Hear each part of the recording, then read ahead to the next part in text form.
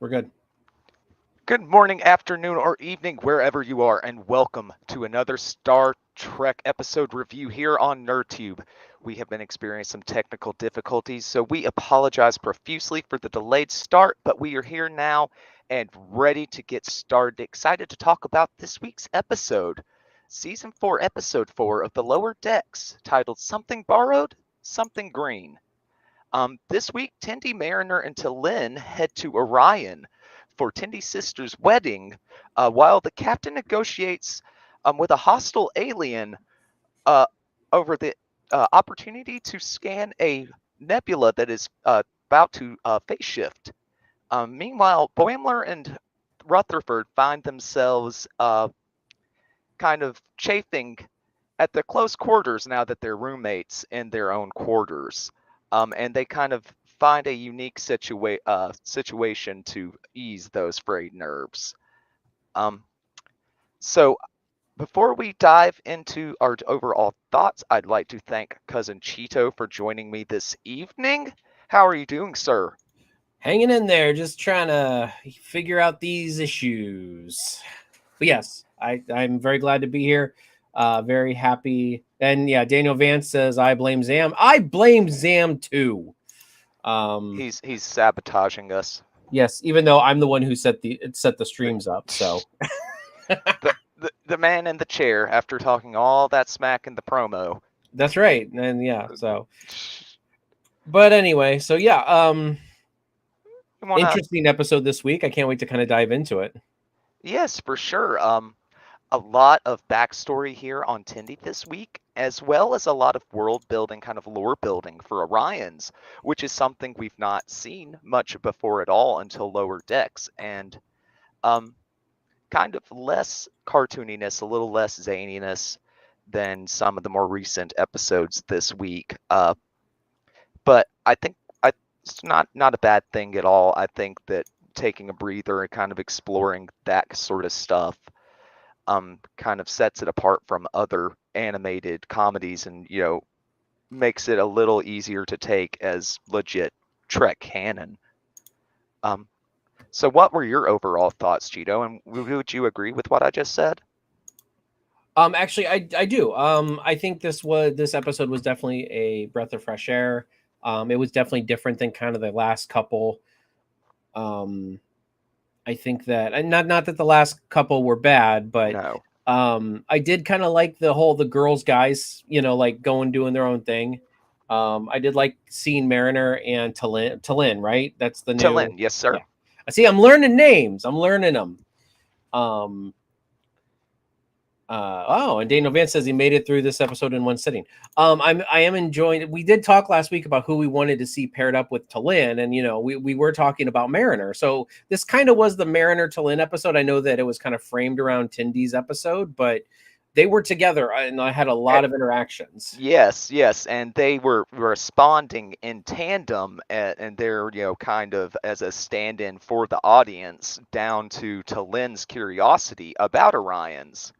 Um, Mhm. Albeit for academic reasons, whereas Mariners come from more of a place of friendship and emotion, which makes it an interesting dichotomy to see the two play off each other in this episode. They're almost foils. Uh, Almost, yeah, I can see that. Almost. Boimler and Mariner are the direct foils, I would say. Yeah, absolutely. But no.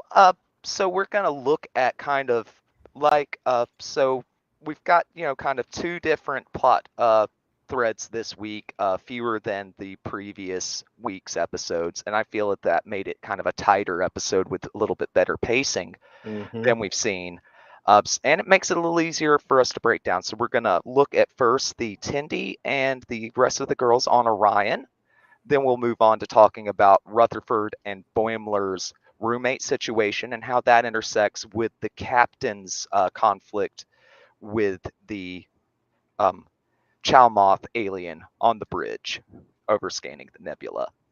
Um, so, like I stated earlier, a lot of world building and backstory on Tindy in this one. Um, we get to Orion and find out that her family is very wealthy. the fifth wealthiest family in the syndicate, and she like gets carried in on litters. Her mom is title is the Warrior Queen. Um, and there's been a hiccup with the wedding. Her sister has been kidnapped, and not in the traditional Orion way. It's much too late for that. So this could actually be a threat to her life. And the family has called in Tindy to save the day by going and finding her sister, and not just to come to the wedding in like kind of a normal capacity. Um, so it always kind of like you had the implied feeling that Tindy had like kind of issues with her family life before she came to Starfleet, and maybe that's why she did. Um, so I was kind of happy to see kind of that play out this week. Yeah, I mean, it was the backstory with Tindy was really nice. I never felt like, I guess I never felt like there was a absence of information on the Orions. I always felt like there was information on the Orions, just they weren't a part of the Federation, so they didn't really talk about it. You know what I mean? Like, Right. But they they always had kind of a mystique to them. Like they were like we know of the Orions, but we don't know like details. You have like kind of the interactions and the piracy. and And isn't Orion, like, isn't that in Federation space? So I mean, I know they don't, in order to be a part, they don't have to be a part of the Federation to be in Federation space, but it's just Mhm. like, you figure, like Orion's probably not incredibly far from Federation, like not far from all the hubbub of Federation space. So it's almost kind of like, why don't you guys just join? I mean, I know Yeah, they want right. to be pirates, but it's just The like, the Vulcans seemed very pretty fairly well familiar with the Orions in the 22nd century in the time of Enterprise, uh, to the point of T'Pol recommending to avoid them on the yeah, episode. That kind of get mentions later in this episode as one of the references. Uh, Not as many oddly specific ones this week, but there are some loose lore references, and that was one of them. It wasn't just Kirk who had his ship almost lost to Orion. yeah. Daniel Vance also talking about the Big Show Big Show episode. That's episode. right. Where Big Show literally lifted up to Paul, Paul, up over yes, his head. By the way, and I think that there was no wire work involved in that. I think, if I remember correctly. you I wouldn't mean, think maybe he there would was like a need it. wire for like safety, just in case if he accidentally dropped her, but I'm pretty sure he just deadlifted her up. Big Show absolutely could do that, I imagine. Yep. No, that was a great use of the Big Show, in my opinion. Just this big hulking Orion. I loved him. No, definitely a good use. Kind of. What did What did you think about kind of the joke with the running gag of the girl's reaction to the Orion men? Like I mean, it's all it, right. it I mean, didn't play as well as I thought they like maybe were going for there. It yeah, seemed I don't know. I mean, it just seems like with the like what are Orion males role? Like, it's always kind of, as you say, mysterious a little bit. I mean, we know that like women primarily run the show. Like it's not like the Orville episode where like the men are subservient, but it's like, it's kind of like the episode of Strange New Worlds with T'Pring's parents. It's like, the T'Pring's mom is like this crazy psycho, and T'Pring's dad is like, kind of very, subservient, but not like, uh, you know, not a, more not like a slave or anything like that. right, but So like the traditional henpecked husband yeah, kind of cliche. No, I got very similar vibes from those two situations, and so that's more of a standard sitcom gag right there. But it does fall in line with what we've seen of them so far, and it is still ambiguous about if that's like a thing that's built into the social structure like explicitly, and maybe even like represented in their and reflected in their mode of governance or not. But you almost think that with hearing it the syndicate, it's almost like it'd be more like a business guild type run situation as opposed to a typical type of government. Yeah, I never thought like I know in like the TOS and obviously Enterprise that there was a mystique to the Orions, but I thought by TNG the Orions were just kind of like, I knew they weren't a part of the Federation, but I didn't feel like they were really mysterious. And I knew they came back in Discovery in season 3. We see them make a big comeback, but that doesn't mean that they weren't, like they didn't come back after the collapse of warp drive, with the burn. So it's like, it's really weird. I don't know. As I said, I'm not hugely interested in the Orions actually. I don't know. I just have never really had too much of a interest in Orions to like learn like their history and the dichotomy between them and other races and the Federation and how the Orions work with the Federation, when honestly the Federation literally probably space surrounds them, because I don't think the Orions own other planets besides the Orion system, right? Like I don't ever remember them talking about the Orion Empire. No, they really haven't talked much about it in specifics at all on the shows, and so maybe it's not as but the way Mariner talked in this episode and the way that Tendy's been able to try to deflect things as being stereotypes, I guess it would seem that in universe it's still kind of as vague and loosely known to the characters, at least Federation members, as it is to us, the audience. Yeah. So they did some of that seedy locale sort of thing as Tendi was going on her quest for information to try to find her sister, and we had some kind of interesting scenes there. She has to do this intense drinking game with a monster bug. If she doesn't down the shot before it gets to her, she doesn't get a barrier to protect the hand. Mm-hmm. And then there was the what they called the hump dungeon, and the pheromone hopped up guys. Once again, I feel this is a thing that maybe didn't play the way they hoped to.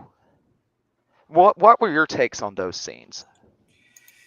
No, I mean they were fine. I felt like they were okay. Like they're gathering information as to who might have kidnapped her sister, and I mean we knew we would go to like a seedy bar and like the pheromone dungeon, and they were trying to play a comedy on people are addicted to the pheromones, and I mean typical Lower Decks fashion in that aspect. I didn't hate it. I didn't love it. But I kind of figured that's where we were going with this episode when it was going to be an Orion episode. So Dana Vance says Tindy said she never seen another Orion in Starfleet till she met Mesk, which was last season. Which, yep, I do remember that. He also said, I don't believe for a moment that Tindy isn't a pheromone emitter. Well, maybe. I mean, you never know. So yeah, I don't know. I mean, yeah, I mean, I kind of figured we were getting into this kind of debauchery in this episode. Is basically it didn't surprise me. It didn't, and it didn't get played as over the top as I initially thought they might go with it. Not as much of a shock and kind of played for blue as in I Excretus and getting to see the Boim hole and stuff like that. So just overall kind of down to earth kind of episode, what with world building, and then what we end up getting at the last act of the episode, which is kind of the reveal about the full dynamic of her family and kind of the context of Tendy's leaving and joining Starfleet, and the full-blown nature of just what the Mistress of the Winter Constellations is. So good. I felt like good, heartfelt, well-written kind of family moment there in the ship graveyard. What was your take on that aspect? Oh, I love the moment where she's like, what was it? I don't remember what happened, but she was like, he's like, after she stabbed Mary, she said, stop stabbing my friend. And then she's like, it's like, I will make you respect your prime. I was like, oh shit. I was like, Dude, Tindy just got serious. Yeah, she's releasing the beast, man. Yeah. So no, that moment I was kind of like, oh, okay, here we go. No, but I do. So this is to me, this is kind of a filler episode, but I wouldn't say it's filler in a bad way. I would say it's filler in a good way. We're finally after 4 seasons getting backstory on Tindy, which it's not nothing I ever knew I wanted, but I'm okay with having it. You know what I mean? Like, I feel the same way. I think it's time for us to have some Tindy background here. With the Orion Syndicate, I really feel like I know every season they kind of dedicate to something like the Pack Leads one season, and like the AI one season, and I feel like they maybe should lean into the Orion stuff on Lower Decks. You know how like TNG had the Ferengi that were supposed to be the main bads, supposed to be Early days, in the yeah, early before days. the conception of the Borg. Yeah, right. Yeah, and then the Borg became the main of everything. And then Right. I mean, DS9, the Dominion. I feel like every show, Strange New Worlds has the Gorn. There's hmm always some big looming threat. I feel like maybe now that the Packlids were only a 1 season thing. Like I'm glad it didn't continue. But it's like Yeah, maybe they should lean into the Orion Syndicate a little bit. I feel like it should be. I feel like it would be right up the Cerritos' alley because the Orions are not a Federation threat, but there are still threats implied. You know what I mean? right. Like, That like nuisance level, yeah. kind of. Like, and I mean, the Pack-Leds were that, but nobody took the Pack-Leds seriously because they portrayed them as idiots, which they kind of are idiots. But still, like that. That the way they're portrayed is it didn't age well. It's one thing for it to be the early '90s and portray the Packlets the way they do. Now it almost seems mean spirited, almost like punching down. Well, and I mean, also, I feel that's one of the things that's like, if this is canon, like, really, you know what I mean? Like, I go back to my canon argument where it's like, I'm not going to argue with somebody whether Lower Decks is canon or not, but I choose to believe that it's loose canon just because, for my sanity's sake, because there are little things here and there that I'm like, how does that make sense? Wait a minute, and it's just for my own sanity, I keep it as loose canon in my head. So if I see something that's like, that doesn't make sense, but it's hilarious, like, you know, so that's why, like, with the Orions, if they want to give a little more texture to the show, they need to bring in a antagonist that is been not as explored, has a connection to the cast, and we could do something with. And I feel like the Orions are that, especially after seeing this episode. Right, and it seems like a waste that with what they did with the opening scene and the uh, piece of dialogue where the captain says that things have been tense with the Orions. The Federation wants to show goodwill by sending Tendi right now after the disappearance of the ship. It would seem that the Orions know nothing of this mysterious ship that we've seen a little bit of in each episode so far. So we still don't know much about the nature of that threat, and maybe we could do spitball maybe ideas we think that they might be going with that after we talk about our next topic, which is kind of the Rutherford and Boimler plot line. 1 second, This Mage. I episode. just got one more comment to Oh, wrap up before. awesome! No, I believe the Syndicate is part of the Klingon Empire. I've never heard that, but I will definitely look that up. I think they joined the Empire in an agreement for an independently controlled planet. Really?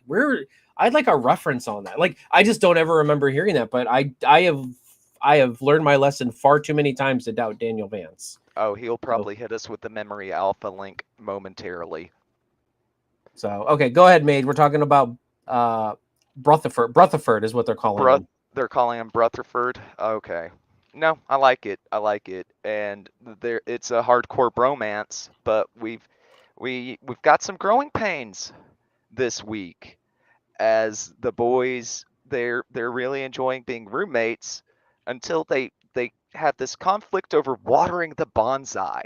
It just seems to come out of left field, but if you've ever roommated with a close friend, you know that you will end up mad at them over something stupid just because of the close quarters, and it's fraying on your nerves, like maybe even subconsciously without you realizing it.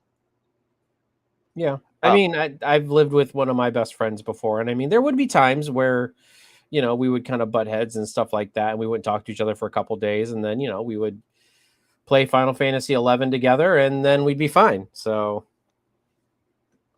the bros that game together stay together. that's right. Just like that was our version of Mark Twain, Final Fantasy 11. Yours is objectively and subjectively cooler. Well, thank you. Um, Well, I say. You it's like see, that's what me and you the need to do a whole review as Mark Twain. You got the That's what beard for it. Daniel Vance said. So I didn't have time to get I could do the ribbon tie. I have one of my ribbon ties somewhere, but I don't have a white jacket for it. But Wait, what? I could go to the thrift store. I could throw together that Mark Twain costume. If Wait, it's a when did he say that, or was it in the it old was in chat? the original chat. Ah, yeah, I deleted that already just Oh, because. Yeah, I don't know what happened there. Anyway, that was a 10 out of 10 comment. Just well, I on say, point for Dan. Major Rage. Well, you were a scholar and a gentleman, Cousin Cheeto. It is a pleasure to be on NerdTube with you, and was quite honored when you extended your invitation last year. Oh, when's your anniversary? Do you know? Do you know what Oh, day? I think it was March. I want to say it was March or early April. Really, that long? So it's been That long over a ago. year. It's been over a year. Doesn't feel like it. But time Man, flies when you're having fun.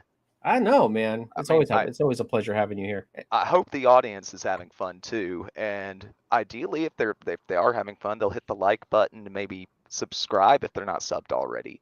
That's right. But it it was fun. Mark Twain stuff to me was funny initially, but kind of the novelty of it wore off as the episode went on. I didn't. But it's not out of character for them to be so goofy and just, but it just didn't play for me for laughs. I It played for me at first when they were like Yeah, arguing and they were in the holodeck and everything. I was It, chuckling. yeah, it lost me when they tried to get the captain to do it. I was like, This really? Are we really doing this? Like I this thought of again? your loose cannon thing as soon as that started happening, because the captain is the point where I agree with you most on kind of that point. It's one thing for the kids to kind of be the way they are, but when the captain makes these boneheaded decisions and it just lets her character flaws get in the way of the job, it becomes an issue of you. It's really hard to willfully suspend the disbelief that she would not have been washed out of Starfleet already, or just never made it into a command situation. Yeah, I mean, I just but that's one of those moments where I'm like, it's loose cannon, haha. It's funny because they're But acting stupid, yeah, it's like and no then real captain would ever listen to the idea. I mean, especially without like having the explanation first. She asks them why they thought it would work. Why did she ask them why they thought it would work before yeah, going right. along with it? Oh, then we wouldn't have the scene and wouldn't have the jokes. Yeah, and as I said, I thought it was funny. I love the part when he like throws the chair or whatever, and he's like, or he's like, try to say it in a southern accent. He's like, I'm from South, blah blah blah. That is a southern accent. No, the Chalmoth character was probably the funniest part of the episode. He was Yeah, great. I mean, he eats their bonsai at the end of that part, and they're just so sad. It's it's just like a kid to us. I must wash it down with mist. I mean, yeah, as I said, as loose cannon, it all works, and I don't care. But like, if people sit there and argue with me, and I'm not saying you do, but like, if you sit there and argue with me and tell me that, oh no, it's canon, it's like, then how do you explain some of scenes like this? You know what I mean? Like, I'd rather just be loose cannon and just be fun, like.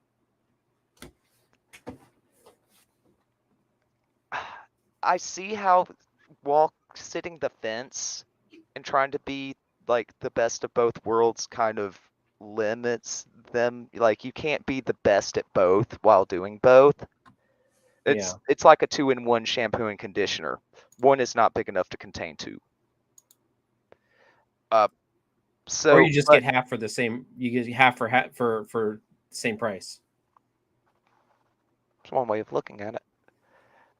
But that analogy aside, that sometimes it feels like it's a really good thing that the show has moments where it takes itself a little more seriously, and we get things like the character growth and backstory with Tindy this week, and kind of get to see her heal some of those issues with her family, her sister in particular.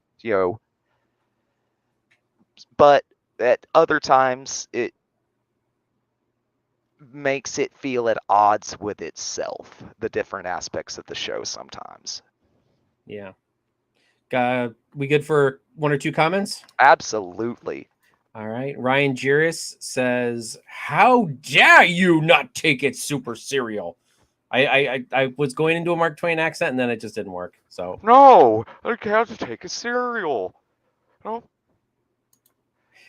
And then Dana Vance says, "I can't take this show seriously as canon, a cartoon universe where things are playing out very close to the Prime universe, sure."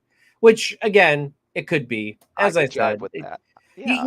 You got to have your own head canon. I mean, it's like Dragon Ball. Like you got two Dragon Ball heads here, and it's just like, listen, if we listen to everything that Akira Toriyama said about Dragon Ball that was canon, like there would be so many problems. Like Gotenks, I don't even or Goten wouldn't even exist, I think, or something like that, because he totally forgot Goten existed.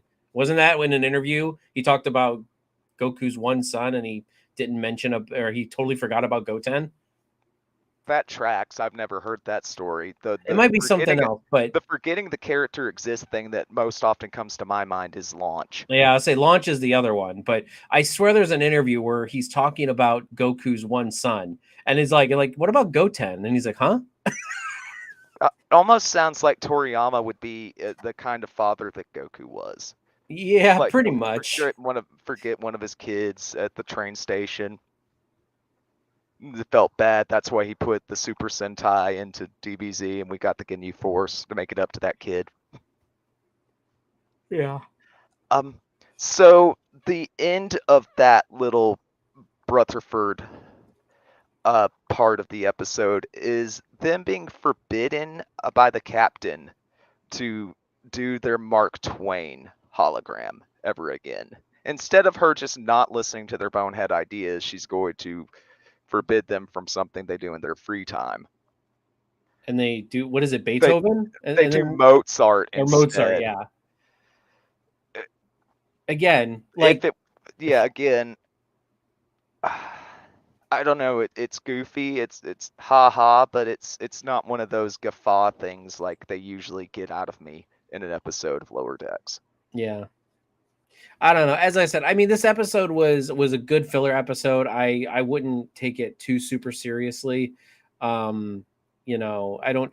I mean, and then we've got this thing at the beginning of the episode. We really didn't. I was wanting to get to that. I was about to ask you about that. We touched on it a little bit earlier. Yeah. But we're getting a little bit of this mysterious ship at the beginning of every episode, and it seems to access its opponent's ship systems and just disable them from the inside, so they can't mount any sort of defense at all. And they took out Orions this episode, and this is an Orion-centric episode. The Klingon the Klingons was, what was it? The second? That was the that was the Tuvix episode. Was the first, and then the Romulans was at the beginning of the second episode. Right. So what was last week? I think maybe we didn't get. Maybe. I think it's going to be either the AIs from the past couple seasons coming back to go after the crew, or it's going to be like Section 31 Blumler. Did a Federation ship ever get blown up by that thing? We haven't seen that yet. No. Okay. So that could be evidence towards it being some sort of Federation origin threat. With Section 31, I would imagine. Section 31, yeah. Yeah. Would make the most sense, especially since they've kind of done the AI as a threat before. But not as a main threat. Like, they've been a threat in an episode, but I mean like the season finale threat. Well, you had the Admiral's AI drone ship. Oh, okay. No, you're right. Yeah, the Texas class. Yeah. The Texas class. That's what it was called. Yeah. Yeah, you're right. Okay. I mean that tracks. You're right. I honestly wasn't correlating those two because one is a ship, but I'm like, no, that tracks that it is AI technically. You're right. Yeah, one part it being an adversary, one part him being the antagonist, the Admiral himself. Your bad thief, the Admiral of the Week. Or just make him a Commodore, bad Good. Commodores. Is there such a thing as a good Commodore? I guess LaForge. Yeah. But see, I thought it reeked of Romulans at first, but then they showed it taking out a Romulan vessel. Oh, but You know, I wouldn't put it past the Tal Shiar to take out their own ship just to. oh, you got a good point there. They're That would probably be very on brand. it's like the Cerritos. That ship seemed like the Cerritos version of the Romulans. It's like they probably sent them there on purpose. Be like, we're gonna destroy our own ship to make us look not guilty, and we're gonna destroy this ship. That's, let's be real, sucks.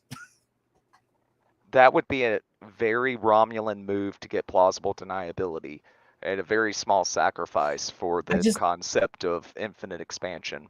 Yeah. I feel like it's going to be I feel like it's going to be someone or something that we've seen already in the past. Like I don't feel like it's going to be some kind of new threat. I feel like it's going to be something that we've seen, whether it's the AIs, Section 31, because we saw Blemler transporter twin. Wait, actually, was that 2 seasons ago? That was 2 seasons ago, right? Yeah, they tried to recruit him at the end of the second season. So yeah, so it's actually been quite a while since we've seen. Or maybe it's the beginning of the No, I third, think I think it was the end. I think it was the very end of the second. I think the more I'm thinking about it. because season 2 ends with the captain getting arrested because she's been framed for Packlet Planet's destruction, Yeah, but right? wasn't it a post-credit scene? If it Oh crap, I cut it off before I watched that last night and I cut it off when the credits came on. So you're probably right. Well, I'll find out. The Now I'm man in now the I'm chair curious. on the So, research. yep. You go ahead and keep going, but I'll do Um my due diligence, my nerd diligence here. no, I don't really have a good guess other than the things that you've listed already for what this threat could be, but I like that they're building it slowly. I like that it's a little mysterious, and I just like the design of the ship too. Um, Yeah, it's kind of cool and mysterious, and but yeah, I think that puts a pin in that. It wouldn't be Lower Decks without, some references, either oddly specific to quote Una or just loose ones on, just including a concept that's been an episode topic before. Uh, Orion's taking over the Enterprise, various ones at different times. Mariner specifically used the plural of captains, so we had nods to both the original TOS episode with Orion's and then the time that Archer had one pulled over on him. The Mhm. Chow Moth, uh, they're a race from TNG, I want to Wait, say. I believe so. Um, but as far as like cool moments go, the sword fight I felt like was well choreographed, and it had a great thing that that parallel of a fight with words, like a tete-a-tete back and forth with wordplay, as there's the back and forth with the physical fight, and I feel like it did a good job of using the physical to match up as a visual representation, and they had good synergy with each other. What were your thoughts on the fight scene? Oh, I thought it was good. I mean, it was well choreographed. It was nice to just. I don't know. I mean, it was kind of nice animation. Very clean, very crisp, in my opinion. Yeah, The voice acting was pretty good in there too. I really felt like they felt like sisters. You know what I mean? Like they felt yes. like sisters arguing. So Yeah, it felt really authentic. The scene had a lot of heart as a whole. Um, just, good writing this episode, just not 100%. It was a little spotty. It was mostly good on that aspect of the episode, the A plot. but and just different a little bit from what we're used to, and I think that might be part of why it fell flat for me and you this week a little bit. The as far as running gags, I loved Mariner getting hit with knives in the same shoulder over and over. That was probably my one like really like bust out laughing. Dude, I like the moment when it reflected off the panel and just hit her. She's like, "Really? Come on!" No, that one that had good payoff because of the unexpectedness. It really did.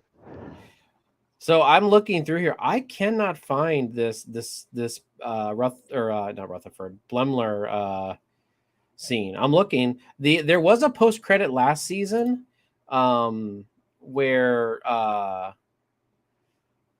what's his face's Rutherford's original like face piece or whatever.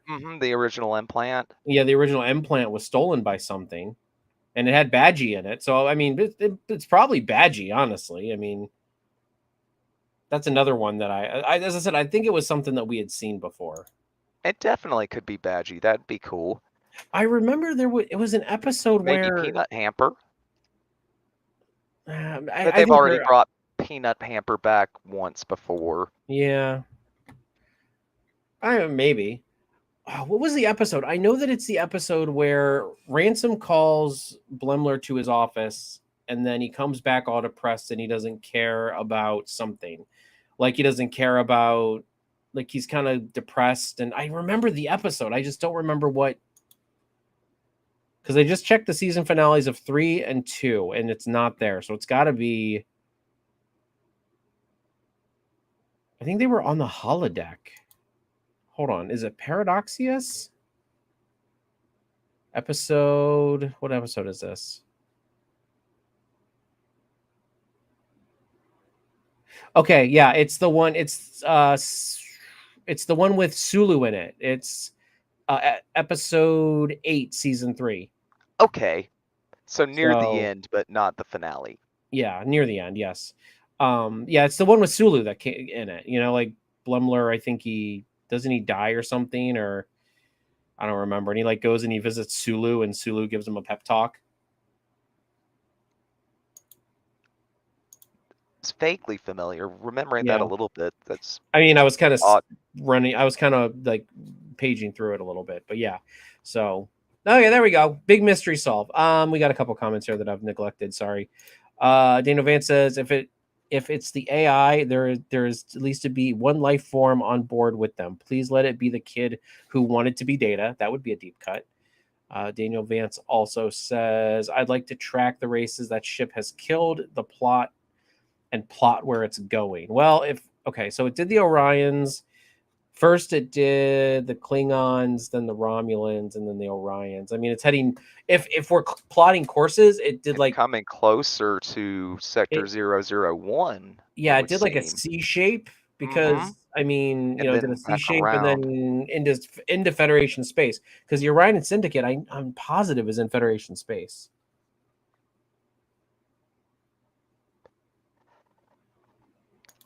No, so that's pretty much all my thoughts on the mysterious ship. Were there any other things that you wanted to specifically talk about in this episode? Nope. I'm going to put the poll up. I think we're good. Let's do our marks, and I think we're good. I think we're good. Just any overall like final thoughts you want to add, or you said your piece about the various parts? The only thing that I think I wanted to say earlier was about Talon. Is, I was saying I wasn't kind of feeling it. I think I'm feeling it this episode. So I feel like we've gotten a little bit more character development with her, and I think she's a good bounce off of Mariner. Like I really like it's odd, but I really, and I'd like to see her with Rutherford to see how that goes. But I really feel like her best so far has been Mariner, like the way they bounce off of each other. Because even like when all the guys are like Nate or like the hump dungeon or whatever, she's like, "Oh yeah, look at these hunks," and she's like, "It is aesthetically pleasing," or something like, you know what I mean? Like that's a like big reaction out of a Vulcan, and Yeah, like so she's a big personality like Mariner is going to be the most likely to pull her, her lack of Vulcanness like out. she's making female Vulcans look thirsty. Like she's a thirsty Vulcan compared to the other ones. Like, yeah, because they usually act so repressed about everything. So And it's interesting to see where they're going with this. I and like it when they show a Vulcan that acts atypical from like the stereotype, like the whole idea of one. I do like this this reaction by Ryan. He says I liked it. It didn't blow my dick off, but a good watch. I That's mean, about if a 7 from him. yeah, I was about to say, what's that on the ranking scale? Because That's about a 7 out of him. I might start saying that whenever I have a 7. Just feel it didn't blow my dick off, but it was good. Every time you say it, you owe him a nickel, though. Oh, I'm not, man. I'm not giving He him a gets nickel. that episode's ad revenue. He gets that episode's nickel. Oh, yeah. That big old ad revenue we get. It's fucking.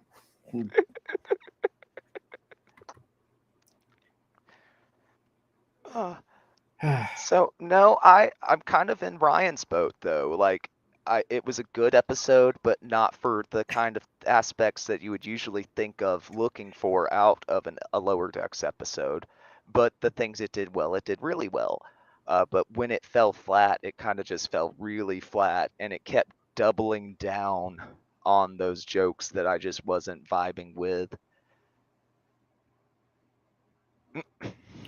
More like a 6.9. Ayo. Walked right into that. And You did, man. also nice. Nice. That's right. So yeah, what's your mark, Cheeto? We've got 6.9 out of Ryan. I mean, I'm probably gonna. Okay, so I always tend to rank filler episodes differently than like more important episodes. Like if this was if this was like the first episode of the season, I'd give it a lower ranking. But since it's like a filler episode, I mean, I'm gonna give it a. It didn't blow my dick off, but it was a good watch. So that's 5 cents. That's 5 cents, Ryan. I'll front it for you. I'll fax it to you. Give me your fax number.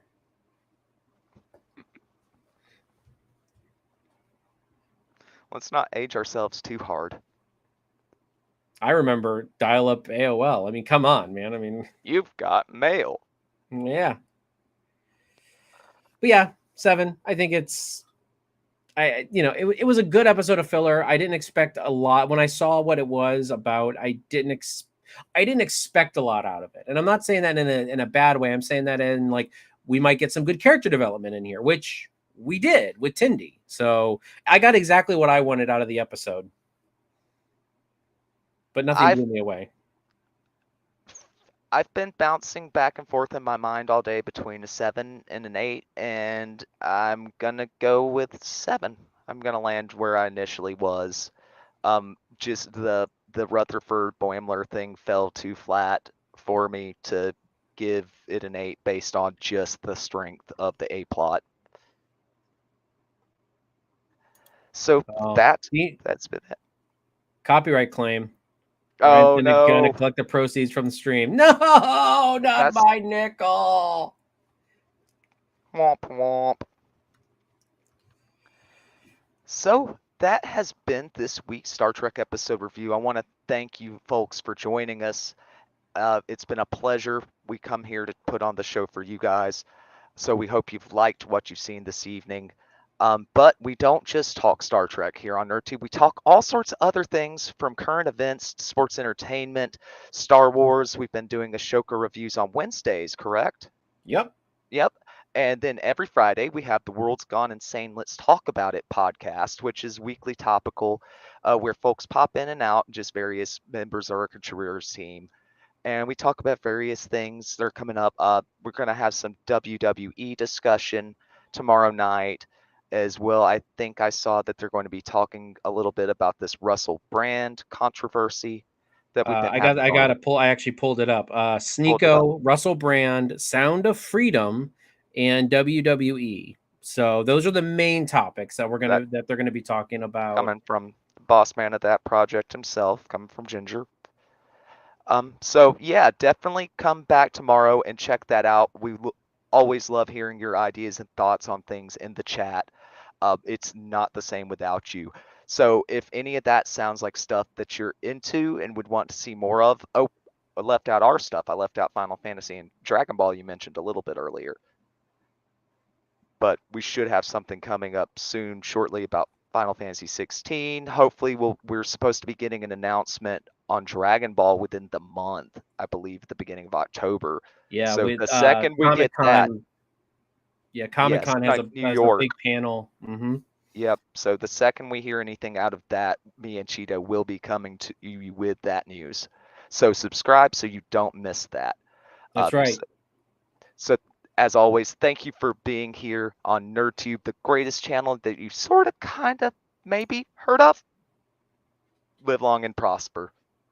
Kaio, click that subscribe button, baby. Bye-bye.